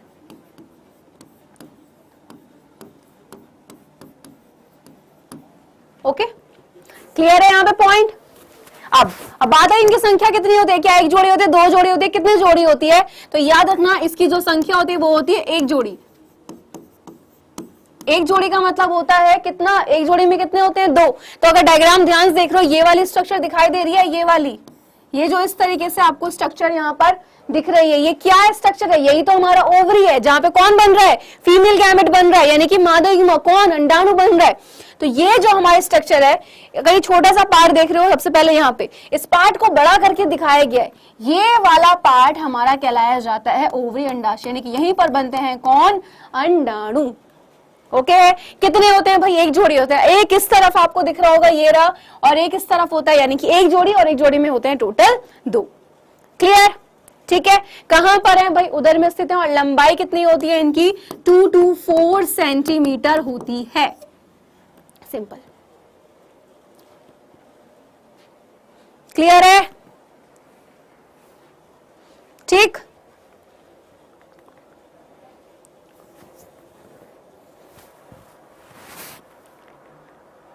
अब ये वाले सारे डायग्राम जितने भी हैं वापस रिपीट होंगे जब हम किसको पढ़ेंगे? शुक्राणु जनन और आपका अंड जनन, यानी कि युग्मक जनन को जब हम पढ़ेंगे। ठीक है, अभी सारे बहुत सारे डायग्राम्स आएंगे, अभी बहुत सारे पार्ट्स आएंगे। चलिए बढ़े आगे। अब अंडाशय जो होता है भाई, वो एक पतली उपकला यानी एपिथेलियम से क्या होता है? ढका होता है हमारा। कौन? जो हमारा अंडाशय होता है, क्या होता है भाई? ये कुछ इस तरीके से एक संरचना सी बनी होती है। ठीक है, इधर से इस तरीके से होता है। हमने बोला भाई कहाँ होता है अंडाशय? यहाँ पे। तो ये उंगली के जैसी ये संरचना होती है, इधर होता है ये अंडाशय कुछ इस तरीके से। इस वाले पार्ट की बात कर रहे हैं, इस वाले अंडाशय वाले पार्ट की। तो ये जो आपका यहाँ पे पार्ट बन रहा है भाई, ये वाला जहाँ पे ये अंडाणु बन रहे हैं, अब ये जो अंडाशय है, क्या बोल रहे हैं कि भाई एक उपकला से ढका होता है, जिसको हम क्या बोल देते हैं? क्या बोल देते हैं? अंडाशय पीठिका।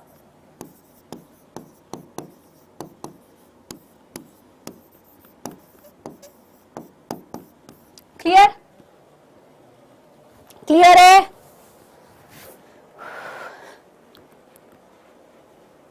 मेरा पीडीएफ मिल जाएगा, टेलीग्राम पे मिल जाएगा आपको। एक ही चैप्टर नहीं आता ना बेटा एग्जाम में। एग्जाम में तो बहुत सारे चैप्टर्स आने हैं। एक चैप्टर के भरोसे एग्जाम में जा रहे हो कि भाई ठीक है पढ़ने में तो सिर्फ हम इसी को एग्जाम में देकर आएंगे, फेल होकर बैठ जाओगे यार। एक चैप्टर नहीं आता एग्जाम में। क्लियर? चैप्टर बहुत सारे हैं, तो सारे ध्यान से पढ़ने होते हैं। अगर एक चैप्टर में से एक पेपर बनेगा ना तो हर बच्चा टॉप कर जाए कि ठीक है चलो बच्चे का इंटरेस्ट है यही भी बना दो। पढ़ना होता है एग्जाम में नंबर लाने के लिए, और एक चैप्टर से नहीं पढ़ा जाता। वैसे बोल दो कि मैम टॉप करना है, मैम हमें ये करना है, अच्छा नंबर लाना है। जिस तरीके तुम्हारे हालात दिख रहे हैं ना आधे बच्चों के, कुछ नहीं पढ़ सकते, पास हो जाओ वही बहुत बड़ी बात है। और आधे लगे पड़े आते बेचारे बच्चे वो पढ़ते रहते हैं क्लास में, आधे बच्चे कमेंट भी नहीं करते हैं इसलिए। और कुछ जो आते हैं उनके सिर्फ नॉर्मल डाउट्स होते हैं कि मैम ये क्या हुआ है, या फिर उन्हें कुछ लगता है कि सच में जेन्युइन प्रॉब्लम है उन बच्चों को।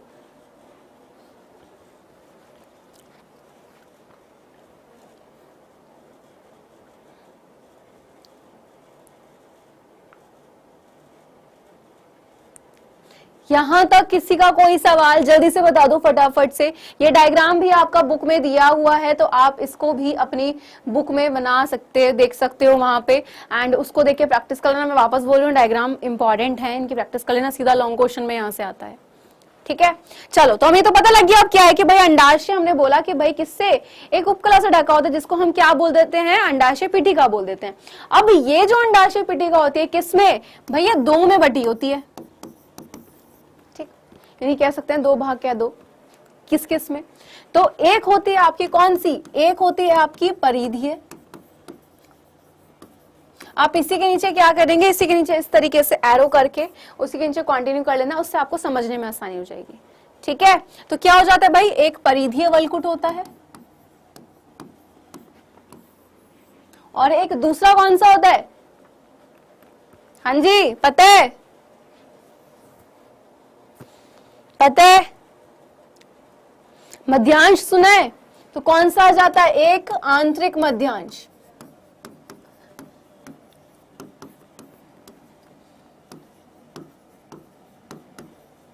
ठीक, और इसी को हम क्या बोलते हैं, मेडुला। क्लियर? और ये जो परिधीय वलकुट है इसी को हम बोल देते हैं पेरिफेरल कॉर्टेक्स।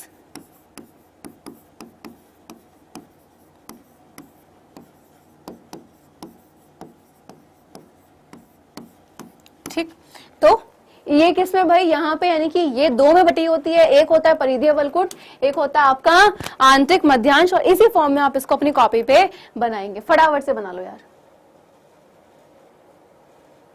क्लियर? चलिए, अब यहाँ पे हमें ये अंडाशय तो क्लियर हो गया। अब उसी के जस्ट आगे आप देख रहे हो कि उंगली के समान संरचना बनी हुई है और ये लाइन सी जा रही है इधर। अब हम इसकी तरफ आएंगे, यानी कि ये वाली संरचना जो यहाँ पर चल रही है। ठीक, यानी कि नेक्स्ट आपका आ जाएगा कौन सा, अंडवाहिनी।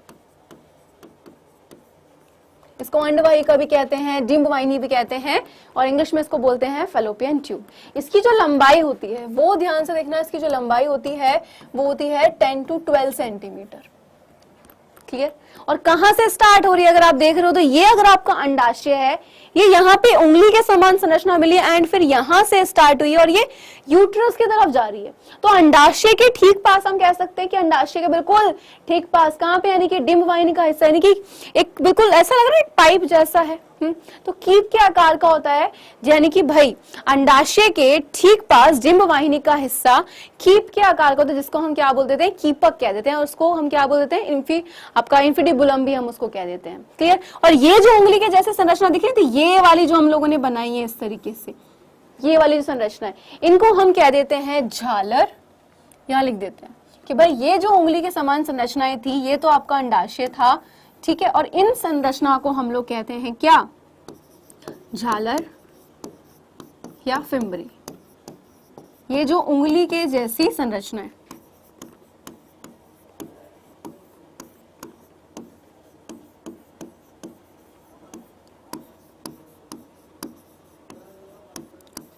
क्लियर है? क्लियर है? देख लो भाई।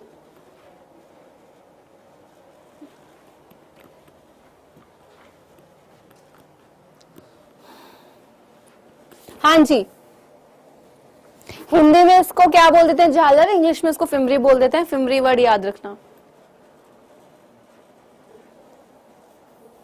सत्यम, आगे जितने भी आपके डाउट्स हैं डोंट वरी, क्लियर हो जाएगा। अभी तो जानोगे बेटा, अभी तो पूरी अंडाशय की संरचना को भी जानना है, कैसे अंडाणु बन रहा था, शुक्राणु कैसे, उसके जो शुक्राणु की संरचना क्या है, युग्मक जनन में। अभी ये पूरा पार्ट वापस एक बार रिपीट कर दूंगी, डोंट वरी। पहले ये जो बेसिक चीज है ये तो समझ लो। पता चला जब मैं जिस टाइम मैं समझा रही हूँ भाई यहाँ से ये इस जगह पे गया, आपको पता ही नहीं होगा क्या वर्ड है। आज के लेक्चर में अगर तुम ये पार्ट सारे जितने क्लियर हो गए, जब नेक्स्ट पार्ट आएगा, उस नेक्स्ट वाला जो पार्ट आएगा पार्ट 2, उसमें हम पूरा कवर कर लेंगे। मैं पहले बोल रही हूँ कि नेक्स्ट लेक्चर जब भी आएगा उसमें आपका पूरा का पूरा कवर हो जाएगा, पूरा चैप्टर कंप्लीट हो जाएगा, एंड ये चीज वहां पे रिपीट होने वाली है तो आपको क्लियर हो जाएगा। अगर कोई चीज समझ नहीं हो तो पहले बेसिक तो जानोगी है क्या, फिर तो आगे बढ़ोगे ना बेटा आप। ठीक, अब ये जो झालर और जो फिम्बरी है, ये क्या करती है कि जो अंडाणु होते हैं उनको क्या करती है, संग्रह करने में क्या करती है, सहायक करते हैं। किसके दौरान, अंडोत्सर्ग। अंडोत्सर्ग क्या होता है, एक टर्म आया है यहां पर, कौन सा बेटा, अंडोत्सर्ग का।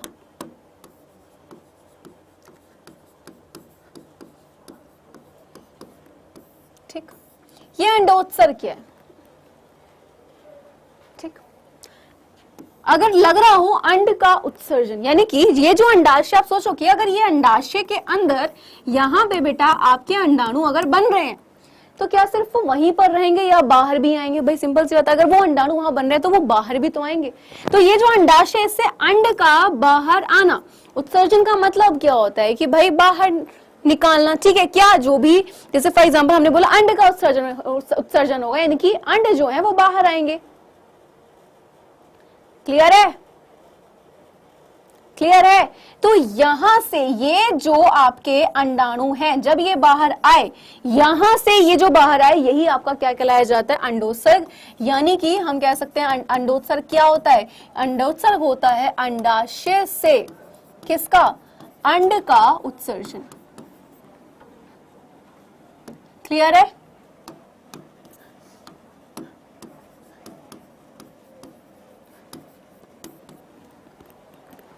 ठीक है, अब हम बात कर रहे थे यहां पे किसकी, इस वाले पार्ट की। अंडोत्सर्ग निकल गया, मैंने क्या बोला कि इसका फिम्बरी का काम क्या है, हाँ जी क्या बोला कि जो ये फिम्बरी है जिसको हम झालर कह रहे हैं, इसका काम क्या है, इसका सिंपल काम हो जाता है आपका किसका, जो अंडाणु होते हैं, यानी कि अंडाणु को संग्रह, यानी कि इकट्ठा संग्रह करने में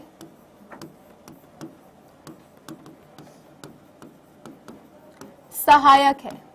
लेकिन कब सहायक है, अंडोत्सर्ग के दौरान। ठीक, किसके दौरान, अंडोत्सर्ग के दौरान।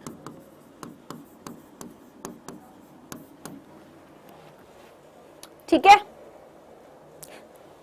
क्लियर है। चलो अब आगे बढ़े, ये वाला पार्ट इसको बना लो, अंडोत्सर्ग की डेफिनेशन एंड साथ ही साथ यहाँ पे कि फिम्बरी का काम क्या था।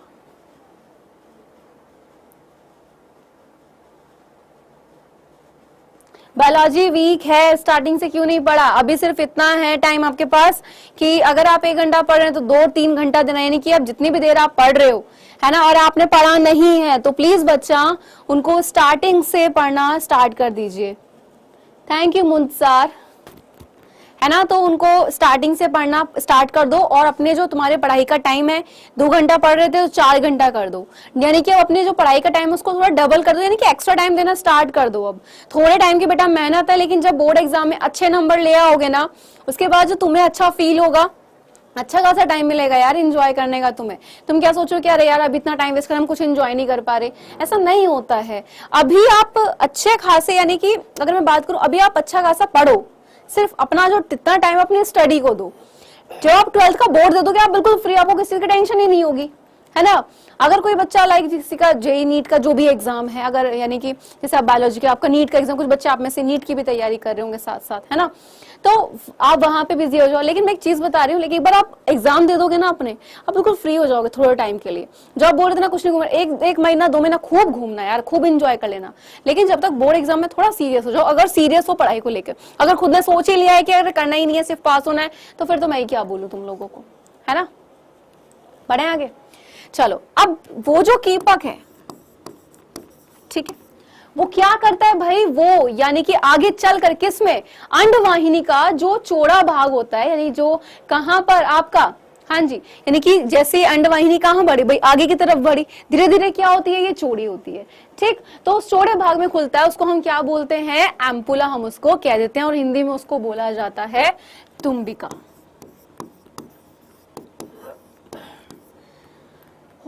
क्लियर,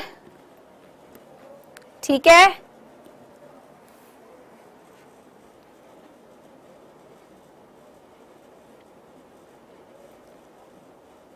चलिए आगे बढ़े, नेक्स्ट पार्ट आ जाता है यहाँ पे, अंडवाहिनी चलेगा। अब कहीं ना कहीं पे तो भाई ये खत्म हो रही होगी अंडवाहिनी, है ना, क्या हो रही होगी भाई, कहीं ना कहीं पे तो खत्म हो रही होगी। तो अंडवाहिनी का अंतिम जो संकीर्ण पथ होता है, जिसको हम इस्थमस भी कह देते हैं, ठीक है, उसमें एक आपकी यानी कि हम कह सकते हैं कि जो आपका वहां पे संकरी जो अवकाशिका है, जिसको यानी कि जो ल्यूमेन है, वो वहां पर होती है, वो क्या करती है, जो ये अंडवाहिनी और ये जो गर्भाशय, इन दोनों को आपस में जोड़ रही है। भाई स्ट्रक्चर मिलती हुई चल रही है, ध्यान से देखो, ये अंडाशय था, यहाँ पे हमने बोला भाई अंडाशय है, ये फिम्बरी आया, फिर अंडवाहिनी, अब ये यहाँ पे किससे जुड़ रही है, गर्भाशय से जुड़ रही है ना। ठीक, तो नेक्स्ट पार्ट हमारा कौन सा आ जाता है, नेक्स्ट हमारा भाई यहाँ पे आपका गर्भाशय ही आ जाता है। और गर्भाशय क्या है भाई, गर्भाशय तो वो संरचना है जहां पर जो शिशु होता है वो कितने मंथ, यानी कि गर्भाशय वो संरचना है जहां पे शिशु 9 महीने रहता है। ठीक है, क्लियर है। और ये कितना होता है, कोई एक जोड़ी नहीं होता है, याद रखिएगा ये सिर्फ एक होता है। इन सबको याद कैसे रखें बेटा, जितने भी आप चीजें पढ़ रहे हो इनके फ्लो चार्ट्स बना लो, ठीक है। या फिर फ्लो चार्ट्स बनाने नहीं आते हैं तो अपनी एक ट्रिक बना लो इन वर्ड्स को याद करने की। देखो आपको, आपसे बेटर कोई नहीं जानता कि किसी चीज को कैसे याद रखना है ना। अब मैं फॉर एग्जांपल मैं आपको कुछ चीज पढ़ा रही हूँ, मुझे पता है कि भाई मैं इसको ना ये इजी तरीके से बता सकती हूँ, क्या पता वो आपके लिए इजी बन जाए, है ना, क्योंकि वो मेरे लिए इजी था, मैंने आपको ऐसे इजी करके बताया। अब आप कह रहे हो कि भाई मैम ये तो मेरे लिए काम ही नहीं कर रहा, लेकिन मैं क्या बोल रही हूँ कि हम सबको पता होता है कि हम चीजों को कैसे आसानी से कर सकते हैं, कैसे डिफिकल्ट वे में कर सकते हैं। तो अगर आपको कुछ भी याद नहीं हो रहा है ना, तो आप सिंपल एक काम करना कि अगर याद नहीं होता है तो कुछ भी एक स्टोरी क्रिएट कर दो, है ना, कुछ भी स्टोरी क्रिएट कर दो फनी सी कि आप इस चीजों को याद रख पाओ। वर्ड डिफिकल्ट लग रहा है, स्टार्टिंग के वर्ड पकड़ लो सबके, फ्लो चार्ट्स मैंने बोला वो बना सकते हो, है ना। तो इस तरीके से आप आसान कर सकते हो चीजों को। रटना नहीं है, रटोगे तो एग्जाम में पक्का भूलोगे। एंड ये फैक्ट भी होता है, जब आप चीजों को रटते हैं तो आप एग्जाम में भूलते हैं। और हमें क्या नहीं करना है, भूलना ही तो नहीं है, क्योंकि एक लाइन भूलते हैं अक्सर यही होता है कि पूरा आंसर ही डब्बा गोल हो जाता है। बिल्कुल ठीक, इसलिए तो साथ साथ तुम्हें इतने सारे पॉइंट्स लिखवा रही हूँ। कुछ फ्लो चार्ट्स तो तुम्हें मैं ही प्रोवाइड कर देती हूँ यहाँ पे, तो उनको नोट डाउन किया करो। जब बोलती नोट डाउन करो, उनको नोट डाउन किया करो। देखो हम क्या लिखते हैं, शॉर्ट में लिख देते हैं, चीजों को याद रखने में आसानी हो जाती है। बिकॉज अगर हम पूरा पूरा लिखने बैठेंगे तो मतलब एक लेक्चर क्या, फिर तो आप कितने सारे लेक्चर लग जाएंगे हर टॉपिक को पढ़ने में। क्लियर। गर्भाशय क्या है, गर्भाशय हमने जब अभी संरचना देखी थी आपकी कुछ इस तरीके से, ये वाला जो पार्ट आता है ना, यहाँ पे ये इस तरीके से था भाई, ये आपका अंडाशय था। ये वाला जो पार्ट है सेम यहाँ से होता है, ये कुछ इस तरीके से, यहाँ पर भी फिम्बरी होती है एंड ये अंडाशय होता है। ठीक, तो ये वाला जो पार्ट होता है ये आपका होता है गर्भाशय। क्लियर। ये ना, इसकी अगर हम बात करें कि संरचना होती कैसी है, तो इसकी संरचना जो होती है आपकी किसकी, जो आपका गर्भाशय होता है, बिल्कुल ऐसा लगता है जैसे उल्टा नाशपाती जो होता है। नाशपाती सभी ने देखा है, देखा है सभी ने, है ना। तो अगर उस नाशपाती को उल्टा कर दो, बिल्कुल सेम इसकी वैसी संरचना होती है। और क्या है, गर्भाशय वो संरचना है जहां पे जो बेबी होता है, यानी कि जो शिशु होता है, वो 9 मंथ रहता है। ठीक, क्लियर। अब आगे की बात करते हैं। तो गर्भाशय की जो पतली, यहाँ पे अगर हम बात करें, ठीक है, यानी कि ये जो है आपका गर्भाशय, क्या बोला, गर्भाशय की एक पतली जो ग्रीवा होती है, ठीक है, वो कहाँ पे आपका वजाइना में जाके खुलता है। और जो उसकी गुहा होती है, किसकी, जो ग्रीवा की जो गुहा होती है,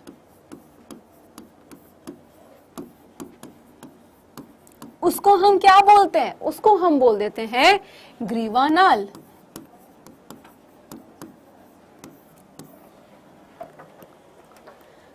क्लियर है, क्लियर है। ठीक, ये क्या करता है, ये वेजाइना के साथ मिलकर, यानी कि जो योनि होती है उसके साथ मिलकर किसमें, किसकी रचना करता है, जन्म नाल की रचना कर देता है। अब यहाँ पे 3 भित्तियां मिलेगी, उन तीनों भित्तियों को आपको पढ़ना पड़ेगा। फटाफट से नोट डाउन कर लो। क्या नोट डाउन करना है यहाँ पर, ये हेडिंग पे मत जाना युग्मक जनन, क्योंकि इसे हम पढ़ेंगे अभी आई नहीं है। तो गर्भाशय क्या है भाई, वो संरचना है जहाँ पे जो बेबी होता है, जो शिशु होता है, वो 9 मंथ रहता है। इसकी संरचना जो होती है वो उल्टे नाशपाती के आकार की होती है और एक पतली ग्रीवा द्वारा कहाँ पे, वेजाइना में खुलता है। और ग्रीवा की जो गुहा होती है उसको हम ग्रीवा नाल कह देते हैं, और ये आगे चल के किसको भाई, जन्म नाल को बना देते हैं। क्लियर है, यहां तक चीज अच्छे से याद नहीं करते हैं बेटा, चीजों को समझा जाता है। मैं तो आपसे पहले कह रही हूं, आप रटोगे तो आप भी भूल जाओगे, समझोगे तो आपको याद रहेंगी। ठीक है,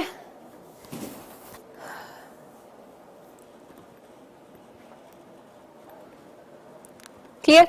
एक बार स्टार्टिंग से स्लाइड देख लो, मादा जनन तंत्र वाली, यहाँ से अभी खत्म नहीं हुआ है भैया ये। ठीक है, इधर से आपका स्टार्ट हम यहाँ से देख लेते हैं। ठीक है, ये सारा देख लो एक बार, अंडाशय वाला पार्ट। इससे पहले जो लिखवाए थे वो आई होप आपने लिख लिए होंगे, है ना, तो लिख ही लेना।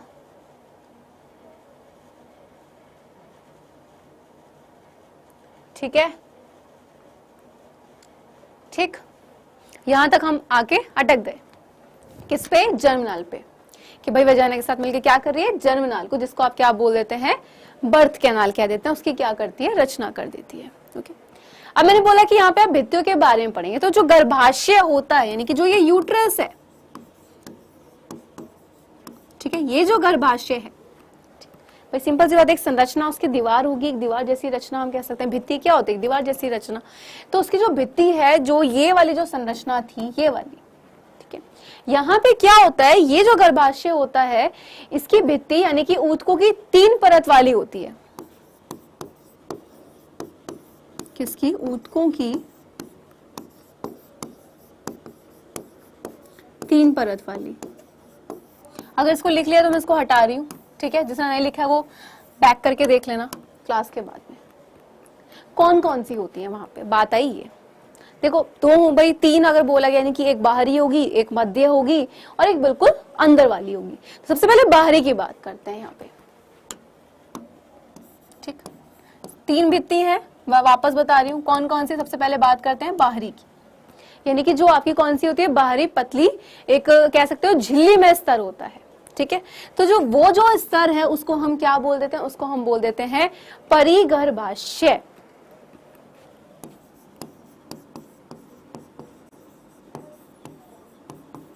क्या बोल रहे हैं उसको? परिगर्भाशय हम लोग कह देते हैं। और इसी को इंग्लिश में हम क्या बोल देते हैं? पेरीमेट्रियम कहते हैं। तीनों स्तर के नाम लिख लेना, इंपॉर्टेंट है, ठीक। बाहरी हो गई। नेक्स्ट कौन आएगी भाई? बीच वाली भित्ति, यानी कि मध्य मोटी चिकनी पेशीय स्तर।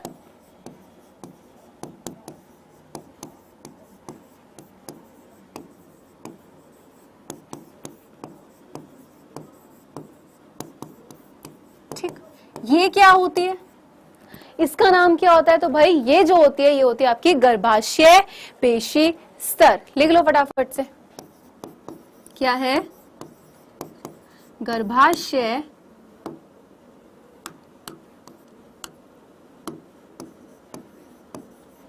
पेशी स्तर। और इंग्लिश में इसको हम क्या कह देते हैं? हाँ जी, क्या बोलते हैं उसको? हमने बोला पेरीमेट्रियम, इसको मायोमेट्रियम। सिंपल।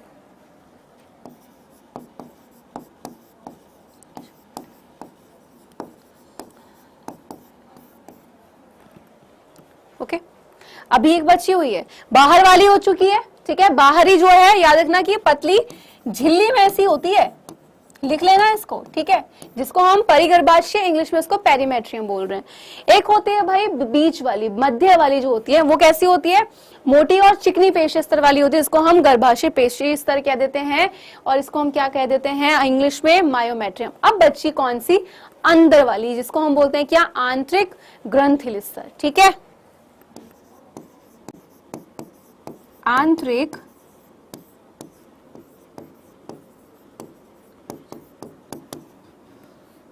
ग्रंथिल स्तर।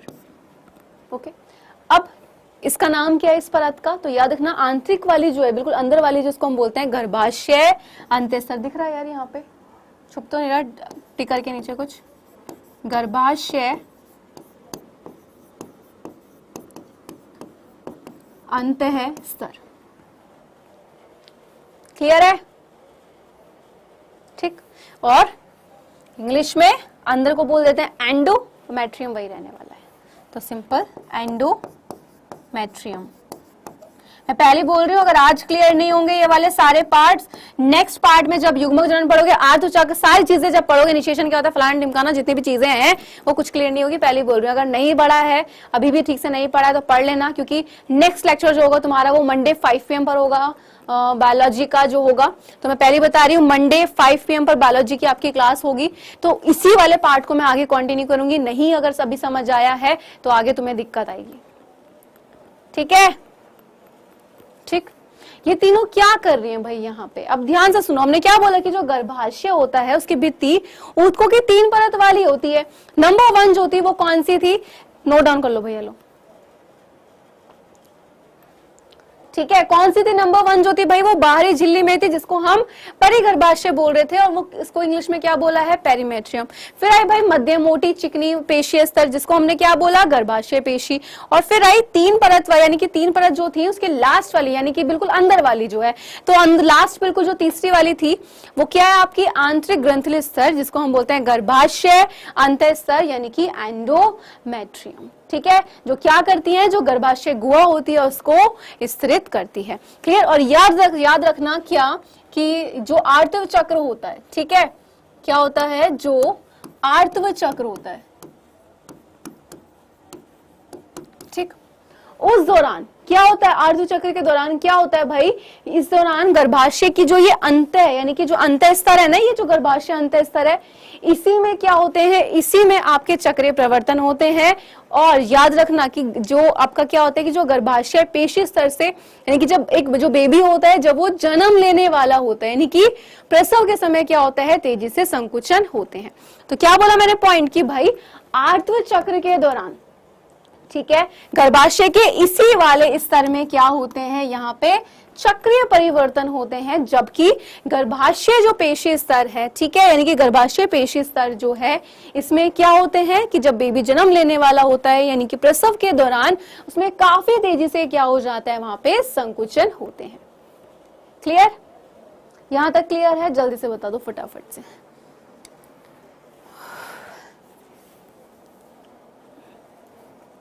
हाँ जी, बिल्कुल क्लियर है।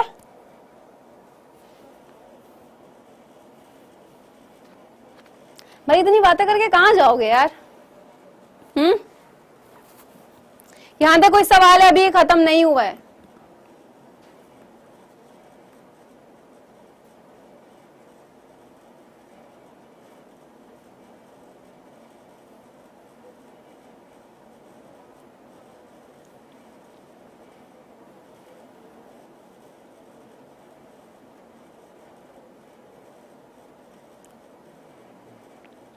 बोलो, जितना पढ़ाया उतना क्लियर? किसी का कोई सवाल है यहां तक कि भाई मैम ये वाला यहाँ पे पॉइंट नहीं आया? वैसे आना नहीं चाहिए, ध्यान से नहीं सुना होगा तो ही नहीं आया होगा, वरना इतना डिफिकल्ट भी नहीं था। क्लियर है? बहुत सही, सही है, ठीक। अब यहाँ पर जो आगे के पार्ट्स बचे हुए मैं बता दूं कि यहाँ पर जो बचा हुआ है अभी इसके बाद आपका, अभी हमें यहाँ पे कुछ स्त्री के बाह्य ज्ञानेंद्रियों वाला अभी देखना है हमें, जो आपका जहाँ पे आप देखेंगे कि जग्नशैल क्या होता है, बृहद भगोष्ठ, ये सब क्या होता है, सब हम देखने वाले हैं अभी। ठीक है, उसके अलावा स्तन ग्रंथियों को भी आपको लोग को पढ़ना है, एंड देन उसके बाद आपका आएगा युग्मक जनन, ये सब मैं बाद में ही पढ़ाऊंगी। ठीक है, ये अभी हम लोग नहीं पढ़ेंगे, ये मैं आपको बाद में पढ़ाने वाली हूँ। ठीक है, यानी कि नेक्स्ट लेक्चर में, एंड नेक्स्ट लेक्चर होगा आपका मंडे। ठीक है, तो आज की क्लास को यहीं पे खत्म करें, बिकॉज मेरे सर में थोड़ा दर्द सा हो रहा है बहुत ज्यादा। ठीक है, क्लियर है यहां तक? अभी किसी का कोई सवाल है? आज जो चक्र आएगा भाई वो सब मंडे क्लियर हो जाएगा, वो सारा का सारा मंडे ही होगा। अब कुछ ज्यादा इसमें नहीं बचा है। अगर तुम्हें इतना चीज अच्छे से क्लियर हो गया है तो मैं पहले ही बता दूंगी, अगर इतनी चीजें क्लियर हो गई हैं तो तुम्हें आने वाली जो जितनी भी चीजें होंगी वो तो तुम्हें बिल्कुल भी दिक्कत नहीं करेंगी। अब अगर ये मेन वर्ड्स, अगर मैं पूछूं भाई आपको पता है कीपक क्या होता है, आपको पता है कि मैंने बोला कि भाई यहाँ से गया शुक्राणु और अंडवाहिनी के इस भाग में, आपको पता होगा कि आप कहाँ जा रहा है, और वहां पे कुछ भी नहीं है। युग्मक जनन आएगा, आर्द्र चक्र आएगा, निषेचन क्या होता है, ये सारे पार्ट्स अब वहां पे आएंगे और तुम्हें यूं समझ आ जाएंगे, बिकॉज तुमने अगर इसको ध्यान से पढ़ लिया तो। मंडे ही पढ़ाया जाएगा बेटा, मंडे ही आपका आर्द्र चक्र भी होगा, ये जितने भी आपके पार्ट्स हैं ये सब मंडे हो जाएंगे, क्योंकि अब जो टॉपिक है आगे इस चैप्टर में वो बहुत छोटा सा है। ठीक है,